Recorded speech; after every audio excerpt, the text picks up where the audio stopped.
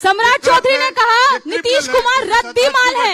रद्दीमाल है क्या? नीतीश कुमार रद्दीमाल है, सम्राट चौधरी ने बोला। बताइए ना जनता के सामने। क्या मजबूरी था? पगड़ी खुल गया। नहीं, क्या मजबूरी है? क्या लालू यादव के साथ राहुल गांधी को बैठना पड़ रहा है? इसलिए क्या आपकी जमीन खिसके, आपकी आप लोग मजबूर लोग हैं, साथ चाहिए। आप लोग मजबूर लोग हैं। चलिए एक काम करते हैं, जरा बाकी लोगों को भी चर्चा में शामिल बस कर लेते हैं। 30 सेकंड, बस 30 सेकंड, 30 वो भी बस 30 सेकंड।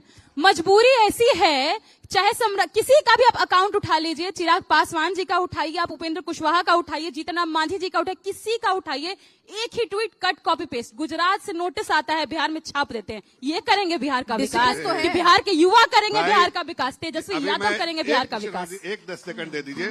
आप जरा देखिए, इसी बिहार के बारे में बता रहा हूँ।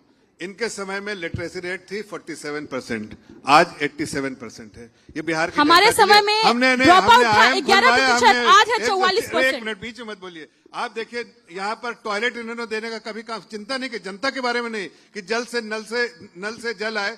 1.6 करोड़ घरों में हमने नल से जल देने का काम किया। हमने हर घर में इलेक्ट्रिसिटी पहुंचाई, हमने गैस कनेक्शन दिया, इसलिए कि हम जनता के साथ, जनता के लिए काम करते हैं। हमें अपने खजाने नहीं भरने, जैसे लालू यादव जी को 14 साल के तेजस्वी यादव 11 प्रॉपर्टी। भाई ये देश में आज 14 साल के थे तभी फंसा दिए थे।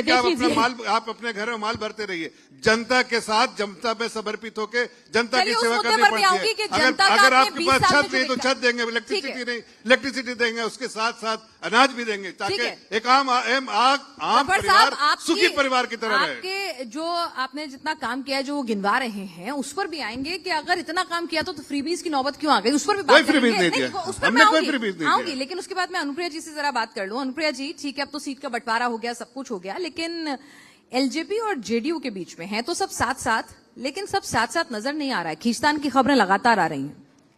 कहाँ आप आरजेडी का ट्विटर हैंडल देख रही हैं क्या?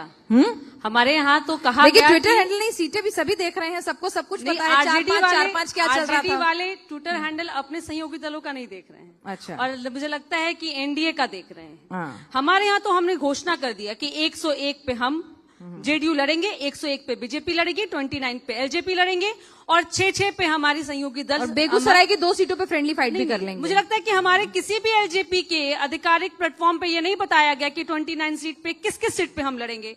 हमारे यहाँ सभी ऑल एलवेज है। लेकिन जो हमारी प्रियंका जी कह रही थी कि देखिए इनके यहाँ क्या हो रहा है, ट्विटर हैंडल हमारा देख रही है। इनके यहाँ है कि पटना का एक होटल बुक रहा, दिन भर प्रेस कॉन्फ्रेंस नहीं हुआ। इनके यहाँ है टिकट दे दिया पिताजी ने और बेटा ने कहा कि टिकट लौटा दो भैया, नहीं तो हमारा सहयोगी दल भाग जाएगा। अब दिल्ली बुला लिया। अब देखिए इनकी दिल्ली 2 दौरे से हो गई। एक तो ईडी सीबीआई के दरवाजे पे चले गए, पाप किया है, प्रायश्चित तो करना होगा, बताना होगा कि कहाँ कहाँ आपने लूटा है।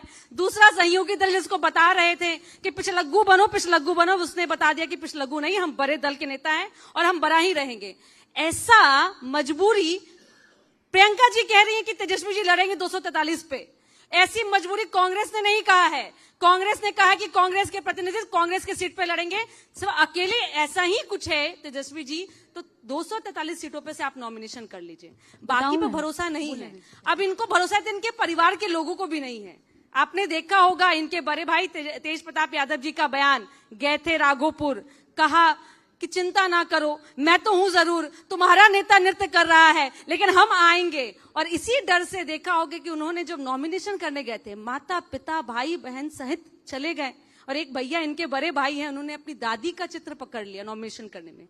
जिनका परिवार सुरक्षित नहीं है, जिनका पार्टी सुरक्षित नहीं है, जिनका अलायंस सुरक्षित नहीं है, वो पूरे बिहार के परिवार का वो परिवार सुरक्षित करने जा रहे हैं। अरे इनको तो नारा जो लगाया कि हर घर नौकरी देंगे, थोड़ा सुधार कर लीजिए। नौकरी के बाद जमीन भी ले लेंगे।